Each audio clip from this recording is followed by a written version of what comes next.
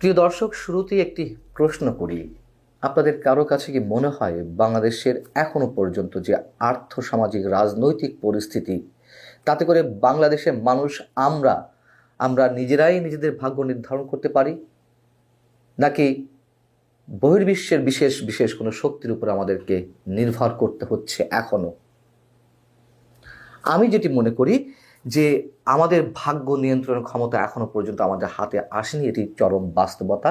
আমার সঙ্গে কেউ দ্বিমত পোষণ করলেও করতে পারেন, আবার একমত পোষণ করতে পারেন। কেন এই কথাগুলো বলছি? একটা বিশেষ স্পর্শকাতর প্রশ্ন আমার মাথায় গত 1 মাস ধরে ঘুরপাক করছে, এবং সেই প্রশ্নটি নিশ্চয়ই আপনাদের মনেও আছে। বিশেষ করে মার্কিন নির্বাচন, 4 নভেম্বর মার্কিন নির্বাচনের পর থেকে এই প্রশ্নটি তীব্র আকারে আমার ভেতরে বেশ দান্দিকতা তৈরি করছে। সেটি হচ্ছে, বর্তমান অন্তর্বর্তী সরকার ডক্টর ইউনূসের নেতৃত্বাধীন যে সরকার, তার পিছনের শক্তি আসলে কে বা কোন রাষ্ট্র? বাইডেন প্রশাসন যেভাবে পূর্ণ সমর্থন দিয়েছিলেন মোহাম্মদ ইউনূসকে, সেটা তো এখন খুব স্বাভাবিকভাবে থাকার কথা নয়। আমরা বলছি না এই কথাও যে মার্কিন নির্বাচনে ট্রাম্প বিজয়ী হওয়ার পর থেকেই সব কিছু উল্টে পাল্টে যাবে, তারপরও একটা শক্তি তো থাকে। সেই শক্তি তো থাকছে না ডেমোক্র্যাটদের। তাহলে কিসের ভিত্তিতে ডক্টর মোহাম্মদ ইউনূসের এই সরকার টিকে আছে?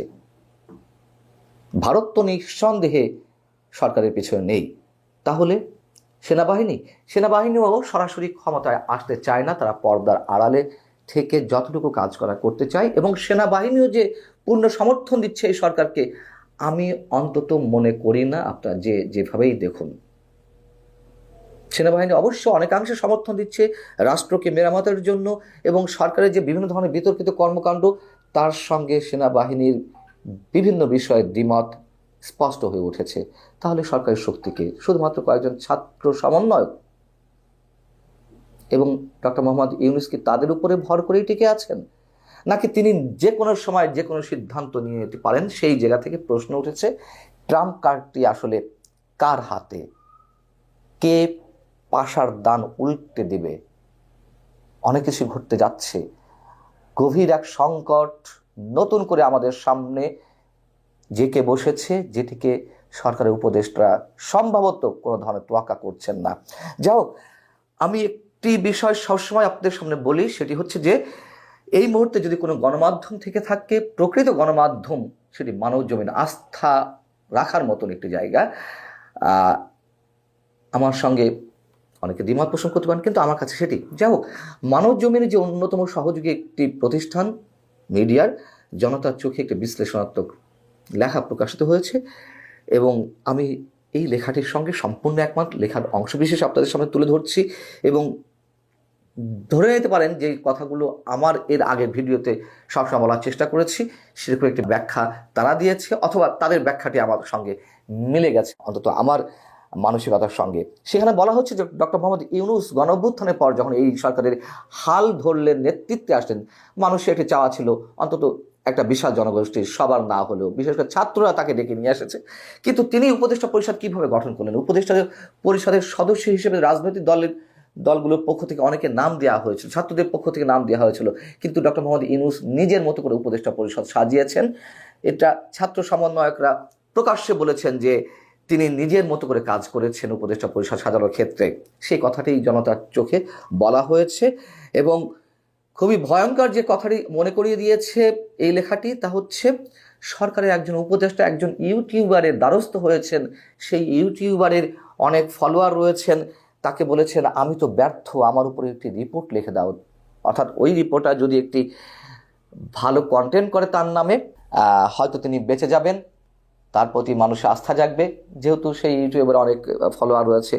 কি ভয়ঙ্কর একটি অবস্থায় সেই ইউটিউবার যদি থাকতে পারে, তার অনেক ফলোয়ার, যদি তিনি বিভিন্ন বিষয়ে অভিজ্ঞ থাকতেন, সরকার পরিচালনা কিংবা সরকারের বিভিন্ন দপ্তরের নানান ধরনের কাজে তার চৌকস জ্ঞান থেকে থাকতো, তাও না বুঝতাম যে তিনি একটা পরামর্শ দিচ্ছেন, সেটি কাজে লাগতে পারে।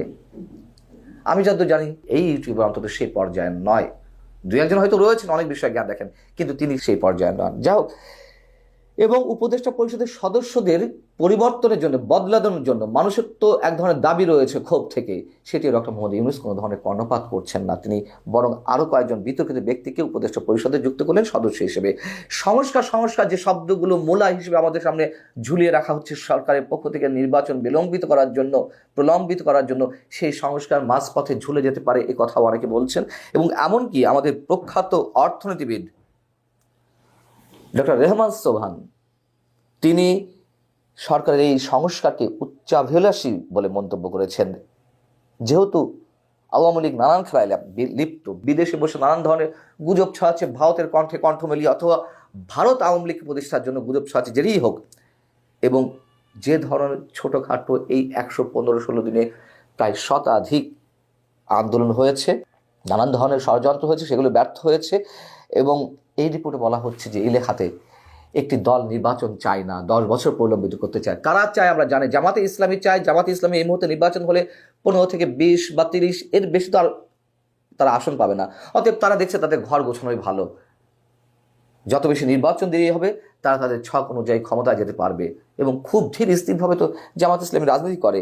এদিকে বিএনপি অনেক চেষ্টা করেও তারা জুৎসই কোনো কিছু করতে পারছে না, এমন একটি ইঙ্গিত দেওয়া হয়েছে।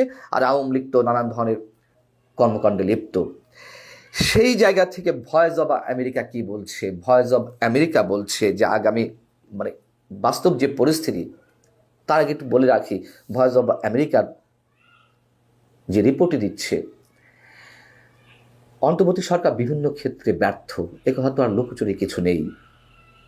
নিত্য পণ্যের দাম আকাশ ছোঁয়া, মূল্যস্ফীতি লাগাম টেনে ধরতে পারছে না, বিনিয়োগ বন্ধ, বিদেশি বিনিয়োগকারীরা ব্যবসা গোছানোর চেষ্টা করছেন, আইন শৃঙ্খলা পরিস্থিতি তলানিতে। একজন স্বরাষ্ট্র উপদেষ্টা আমাদের ছিলেন প্রথম দিকে, ব্রিগেডিয়ার জেনারেল সাখাওয়াত হোসেন, তাকে সরিয়ে ফেলা হলো। কোনো উন্নয়ন ঘটেছে স্বরাষ্ট্র মন্ত্রণালয়ের কর্মকাণ্ডে? না। কিন্তু কেন এই বিষয়গুলো ঘটছে? কথা ছাত্রদের আন্দোলন, একটা মব ক্রিয়েট করা এবং শ্রমিক আন্দোলন মাঝে মাঝে দেখছে, এই সব কিছুর পিছনে যে বিদেশি ষড়যন্ত্র রয়েছে, এবং বিদেশি ষড়যন্ত্র বা আওয়ামী লীগের ষড়যন্ত্র বলে উড়িয়ে দেব আমরা, এমনটা মনে করলে আরো বড় বিপদের মুখে পড়বে এই সরকার। এই বিপদ তো সরকারের নিজের মধ্যে, ছাত্ররা তো আর সরকারের বাইরে নয়। এই জন্যই বলছি এগুলো ঘরের বিপদ, ঘরের ষড়যন্ত্র। এবং যেভাবে ছাত্রদের কাছে সরকার বিভিন্ন বিষয় নথি স্বীকার করেছে, সেগুলো বাজে উদাহরণ হয়ে থাকছে। এই জায়গা থেকে প্রশ্ন আসছে। এবং ভয়েস অব আমেরিকা যে জরিপটি চালিয়েছে, তাতে দেখা যাচ্ছে যে দেশের 57% মানুষ আওয়ামী লীগকে রাজনীতি করতে দেওয়ার পক্ষে। এই যে একটা প্রচণ্ড ভুল পদক্ষেপ এখনো সরকারের মাথার মধ্যে খেলছে যে আওয়ামী লীগকে নিষিদ্ধ করতে হবে, নিষিদ্ধ করলেই তো সবকিছু শেষ হয়ে যায় না, আওয়ামী লীগ শেষ হয়ে যাবে। বারবার বলছি, শুধুমাত্র কয়েকজন, এই যে কথিত ছাত্র সমন্বয় কয়েকজন, আমি সবার কথা বলছি না, তারা যে একটা উন্মাদনার মধ্য দিয়ে বাংলাদেশকে নিয়ে যেতে চাইছে, দেশকে 47-এর দিকে নিয়ে যেতে চায়, কত ভয়ঙ্কর একটা বিপদের দিকে আমাদেরকে আবারও নিয়ে যেতে চাচ্ছে একটা সুযোগ সন্ধানী গোষ্ঠী। এই কথা সরকারের দায়িত্বশীল ব্যক্তিরা বুঝতে পারছেন না। তার কারণেই এখন আওয়ামী লীগের প্রতি সমর্থন বাড়ছে। কোনো ভুল আছে এতে? কোনো ধরনের ভুল আছে এই পর্যায়ে? অনেকে তর্কে খাতে তর্ক করবেন, বাস্তবতা বুঝুন কোন অবস্থায় আমরা রয়েছি। সেই জায়গা থেকে এই লেখাটি বলছে তাহলে ট্রাম্প কার্ডটি আসলে কার হাতে, এবং মনে করিয়ে দিয়েছে doctor Mohammad Yunus one remain সরকারের সময় যে রাজনৈতিক দলটি গঠন করেছিলেন নাগরিক শক্তি নামে, সে যাদের পরামর্শ তিনি এই দলটি গঠন করেছিলেন, খুব ভালো অবস্থা না বুঝে তিনি সেখান থেকে সরে পড়লেন, সেই পরামর্শদাতাদের কোনো ধরনের পরামর্শ না শুনে।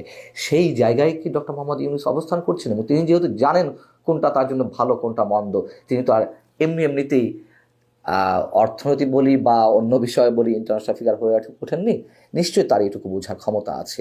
তাহলে তিনি কাদের চাপে করতে পারছেন না বিশেষ কিছু, অথবা তিনি কি সিদ্ধান্ত নিতে যাচ্ছেন, তিনি কি সরে দাঁড়াবেন শেষ মুহূর্তে, আমরা জানি না। তবে ট্রাম্প কার্ডটি সম্ভবত ডক্টর মোহাম্মদ ইউনূসের হাতেই।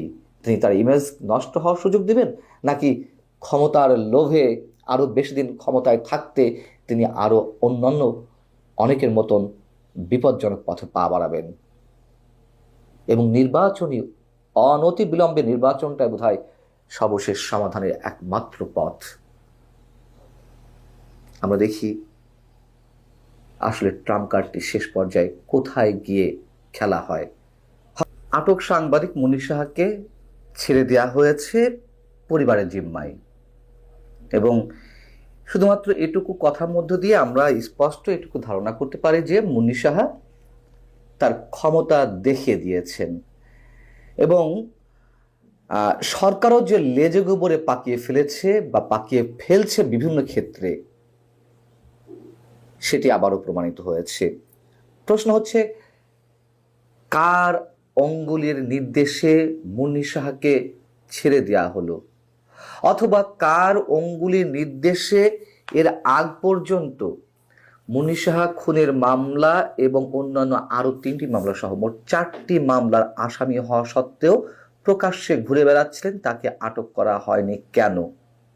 যদিও এই হত্যা মামলাগুলো সম্পর্কে আমরা অনেক আগে থেকেই প্রশ্ন করে আসছি, প্রথম থেকেই প্রশ্ন করে আসছি, যাকে তাকে হত্যা মামলায় জড়িয়ে সেই মানুষগুলোর প্রকৃত অপরাধ যেমন আড়াল করা হচ্ছে, আবার বৈষম্য বিরোধী ছাত্র আন্দোলনের যে স্পিরিট এবং সেগুলোকে কেন্দ্র করে যে হত্যা মামলা, সেগুলোকেও হালকা করা হচ্ছে। যা হোক, এগুলো নিয়ে আর বেশি কিছু বলার নেই। এখন মুন্নী সাহাকে ছেড়ে দেওয়ার মধ্য দিয়ে এবং আটকের মধ্য দিয়ে বেশ কয়েকটি গুরুত্ব প্রশ্ন আমাদের সামনে এসেছে, যেগুলো অবশ্যই আমাদের একটু বিবেচনার দরকার।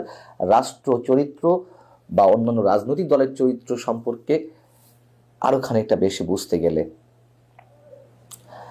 মুন্নী সাহাকে 497 ধারায়, মানে ফৌজদারি কার্যবিধির 497 ধারায়, মানে এই ধারা প্রয়োগ করে তাকে সংশ্লিষ্ট থানার ওসি ছেড়ে দিয়েছেন।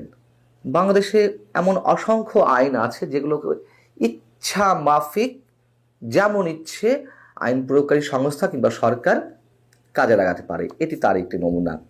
আচ্ছা, যা হোক, কেন ছেড়ে দেওয়া হলো? যে মুন্নী সাহা প্যানিক অ্যাটাকের শিকার হয়েছেন, তাকে যেভাবে বিক্ষুব্ধ একদল মানুষ তাকে ঘিরে ধরেছিলেন কারণ বাজার থেকে, এবং তারপরে পুলিশে সোপর্দ করা হয়। তার অবস্থা নাকি খুব খারাপ হয়েছিল, অসুস্থ হয়ে পড়েছিলেন। এই জন্য আদালতে আত্মসমর্পণের শর্তে 4টি মামলাতেই আত্মসমর্পণ এবং জামিনের শর্তে পরিবারের জিম্মায় তাকে ছেড়ে দেওয়া হয়েছে। তাহলে প্রশ্ন হচ্ছে, যদি মৃত্যু ঝুঁকি থেকেই থাকে অথবা তিনি গুরুতর অসুস্থ বোধ করে থাকেন, এমন কোনো আসামিকে ছেড়ে দেওয়া যায়, তাই তো? তাহলে আমি যদি বলি, সাবেক বিচারপতি, অনেক বেশি বিতর্কিত বিচারপতি সাইফুদ্দিন চৌধুরী মানিক, তার যে বিশেষ অঙ্গে আঘাত করে আটকরত অবস্থায়, এবং সেটা তো অবশ্যই ক্রিমিনাল অফেন্স, যারা এই কাজটি করেছেন এবং ভয়ঙ্কর কাজ করেছেন, যা তার বিশেষ অঙ্গে আঘাত করে মৃত্যুর মুখে ঠেলে দিয়েছিলেন, তখন সাইফুদ্দিন চৌধুরী মানিককে কেন ছেড়ে দেওয়া হয়নি? আচ্ছা, উল্টো যদি কোনো প্রশ্ন করি, এরকম হত্যা মামলার আরো আসামি রয়েছেন সাংবাদিকদের মধ্যে। সাংবাদিক ইকবাল সোবহান চৌধুরী, সাংবাদিক মঞ্জুরুল হাসান বুলবুল, সাংবাদিক ওমর ফারুক। এই সাংবাদিকরা গত কয়েকদিন আমরা দেখলাম যে মাথায় হত্যা মামলা, মানে কাঁধে নিয়ে তারা জামায়াতের আমির ডাক্তার শফিকুর রহমান সাহেবের সঙ্গে প্রেস ক্লাবে আড্ডায় মেতে উঠলেন। তাদেরকে আটক করা হলো না, বরং এই ইকবাল সোবহান চৌধুরীও প্রকাশ্যে ঘুরে বেড়াচ্ছেন এবং টেলিভিশন মালিকদের যে সংগঠন, সেই সংগঠনের নির্বাচনে মাত্র কয়েকদিন আগে তিনি প্রতিদ্বন্দ্বিতাও করেছেন। কি অদ্ভুত বিষয়, তাই না? তারা প্রকাশ্যে ঘুরে বেড়াচ্ছে, তাদের কিছু হয় না, আবার ঠুনকো নানান অজুহাতে অনেককে আবার আটক করা হচ্ছে। এবং এই যে পুলিশের ক্ষমতা বলে হত্যা মামলার আসামিদেরও ছেড়ে দেওয়া যায়, হয়তো আইন আছে, আইনে ফাঁক ফোকর আছে নিশ্চয়ই, কিন্তু আমরা এই বিষয়টি দেখলাম এই সরকারের আমলে।